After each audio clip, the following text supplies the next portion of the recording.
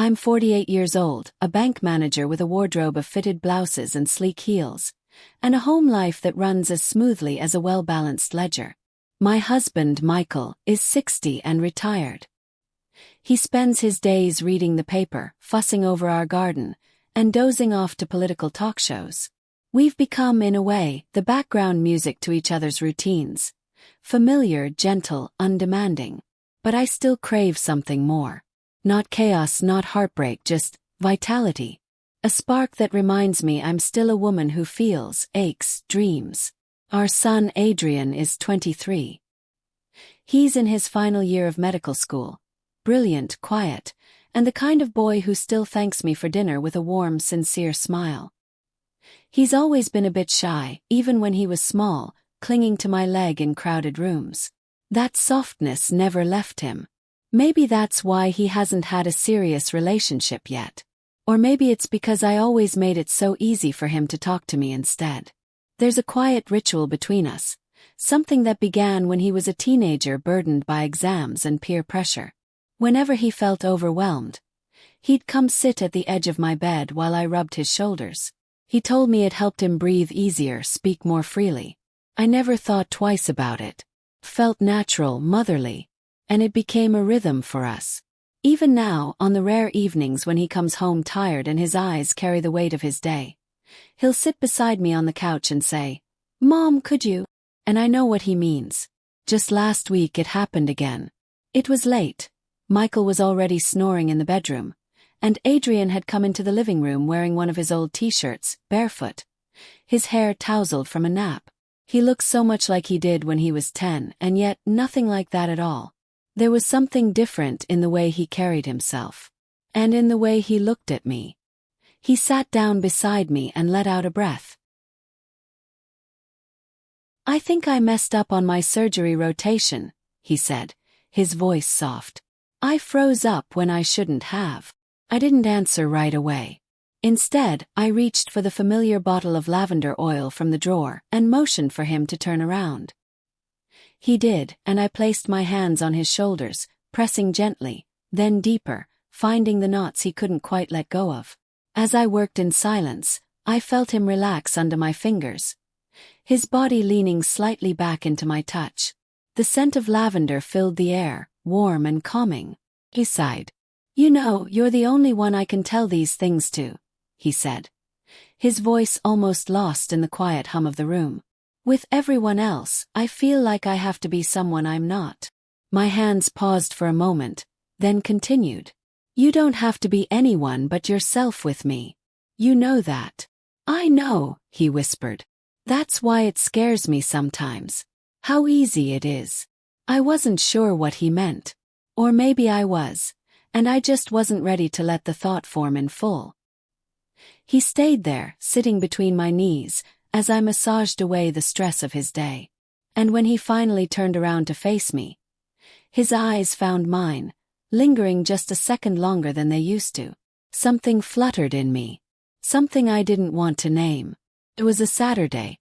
One of those early spring days when the sun flirted with the clouds and the garden shimmered with dew. My husband had gone fishing with his old army buddies, a ritual that gave him purpose and gave me the house to myself for an entire day. I had planned to read, maybe do a bit of tidying, savor the quiet.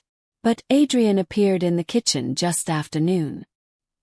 He was wearing a white tee that clung to his shoulders in a way I tried not to notice. His hair was messy, bedhead messy, and his eyes carried that same quiet unease I'd seen when he was 5 and lost his favorite toy. "Hey, Mom," he said, scratching the back of his neck. "Can we talk?" "Of course." I set aside the dish towel and gestured toward the dining table, but he didn't move. Instead, he stayed near the doorway, like his legs weren't quite ready to take him where he wanted to go. "No, not there. Can we sit on the couch?" That struck me. It was always the couch when it was something big, something vulnerable. I nodded and led the way, my heart tapping just a little faster. When we settled in, I noticed the way he sat forward, elbows on his knees, hands laced. His jaw was tight. Waited. I had learned with Adrian not to rush. The words would come when they were ready. He took a breath. Then another. I need your help with something, he said finally. I leaned in a little, gently. Okay. He laughed nervously. It's not a normal kind of help. Try me. He looked at me, then really looked. His eyes searched mine like he was trying to make sure I'd still be the same mother once the words came out. I've never been with anyone, he said, his voice barely above a whisper. Not like that. The air stilled between us. I mean, I haven't done it. His cheeks flushed. With a girl. With anyone. And I'm about to graduate med school, and I'm scared that if I meet someone I'll mess it up. I'll embarrass myself. I sat very still. He wasn't a child, but he wasn't quite out of boyhood either. Not in this moment. What I saw in his eyes was a plea, not just for information, but for understanding, for reassurance, for safety. I know it sounds stupid, he added quickly, looking away. But I trust you more than anyone. And I don't know who else to talk to. My fingers moved before my thoughts caught up. I reached for his chin, touching it gently, turning his face back toward me. His skin was warm under my palm, his jaw lined with a day's worth of stubble. I traced it with my thumb without meaning to, brushing along the curve where boyish softness had once been. Oh, sweetheart, I said softly. There's nothing stupid about being honest. He exhaled, almost shakily, and closed his eyes for a second as my hand moved to his hair. I brushed it back gently, the way I used to when he was sick as a child. He leaned into the touch without hesitation. You're kind, he murmured. Too kind. You're brave, I whispered back. Brave for asking. He opened his eyes again and looked into mine. There was something unspoken between us. Not dangerous, at least not yet, but charged, tender, and more real than anything I'd felt in a long time. And though 1,000 questions were running through my head, I said none of them. Instead, I kept stroking his hair, his jaw, holding him in that fragile stillness between comfort and something else we hadn't yet named. His eyes were searching mine, still flushed with vulnerability. I could feel the soft heat of his breath between us, and in that stillness, I almost forgot the room we were sitting in, the lives we led, the roles we played. My hand was still at his jaw, and for a heartbeat too long, neither of us moved. Then I leaned in, not for a kiss, not fully, but close enough that our foreheads almost touched. I just wanted to feel that closeness, the warmth of someone who had always been a part of me but who, suddenly, was not just a boy anymore. You've never kissed a girl? I asked softly, my thumb brushing a line just below his cheekbone. Only once, he murmured. Just a peck. On the cheek. At a birthday party when I was 17. It was nothing. There was no shame in his voice, only an odd sort of calm. Like he had accepted that this part of his life had somehow passed him by without fanfare. I was always too focused on school, he added. Too nervous. And I guess I didn't want to get it wrong.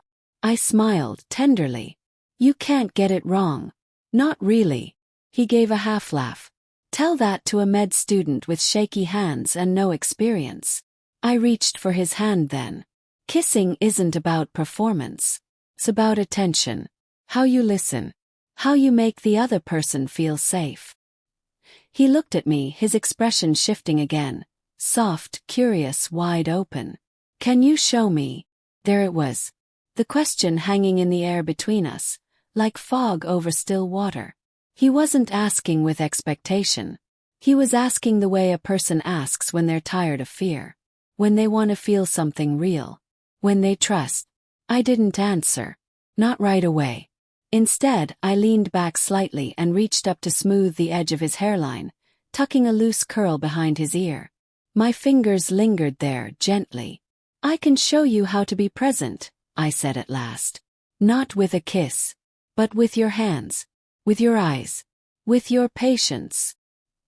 He looked down, nodding slowly, as if he understood more than he was saying.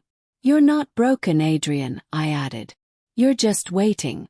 For the right moment. For someone who sees you. His hand found mine again and we sat there like that, close but still apart. Hearts full but boundaries intact. And in that silence, I felt the quiet ache of all the things we wanted, and all the things we couldn't name. He stood up slowly, as if gathering courage with each step. I watched as he crossed the room to the kitchen counter, where a small white bowl held the last of the strawberries we'd picked up from the market 2 days ago. Sun-warmed and almost too ripe, their scent still lingered in the room, sweet and earthy like something that couldn't be bottled. Adrian plucked one, large and dark red, holding it by the stem. He turned back to me, a flicker of amusement, nervous amusement, dancing at the corner of his mouth. "So, if not a kiss," he said, "maybe something practical." I tilted my head, waiting. He sat down beside me again, the strawberry still in hand. "You said it's about attention, about presence. So show me that." His voice was soft, not teasing.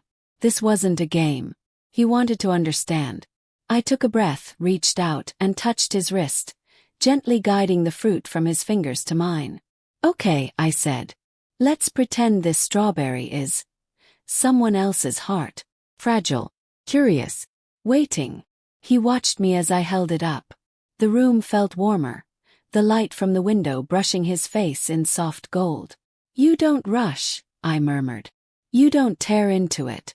You explore. You observe." I let my fingers trace the curves of the fruit, slowly, my thumb brushing the little green leaves. "You notice the textures, the shape, how it gives slightly under pressure." He nodded, eyes fixed not on the fruit, but on me. "You start here," I said, brushing my lips to the strawberry's edge, barely grazing the surface. "A kiss doesn't begin with the mouth. Begins with intention. With patience." His breath hitched, just slightly. Then I bit into it, slow, deliberate. The juice burst, sweet and tart, and I closed my eyes a moment longer than necessary. When I looked at him again, his expression had shifted. Quiet awe, a glimmer of longing, maybe even something else. "It's about focus," I added, my voice quieter now. "About how you make someone feel like they're the only thing in the world you see." Adrian's gaze held mine. "I think I get it," he said. I passed him the rest of the strawberry. "Then show me." He did. Tentatively at first, holding it the way he might hold something precious. He mimicked my touch, my attention to detail, the deliberate pace. There was no urgency in him, only curiosity, presence. And as I watched him, something stirred in me. Not desire, but something deeper. The recognition of a threshold crossed. A young man stepping into a version of himself he didn't yet understand. He looked at me again after he finished. "Was that right?" he asked, lips still tinted with red. Smiled. "It was honest," I said. "And that's better than right." The silence after Adrian's question felt deafening. I could still see the shine of strawberry juice at the corner of his mouth. His eyes fixed on me, waiting. But I wasn't breathing right. My chest felt tight. My skin flushed hot, as though the warmth of his presence had lit something beneath my skin I wasn't ready to name. Without a word I stood up.